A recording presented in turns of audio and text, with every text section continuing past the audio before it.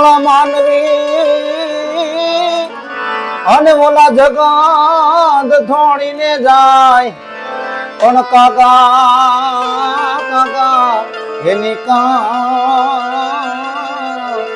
અરે રે ઈ તો ઘેર ઘેર મંડાય કાકડા પણ કાકા કાકા એની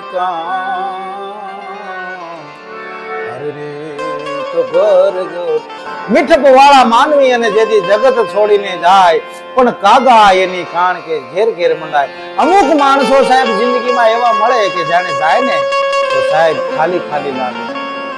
એટલે જ કીધું કે મીઠપ વાળા માનવી અને જેથી જગત છોડીને જાશે પણ કાગા એની કાણ કે ઘેર ઘેર મંડાય.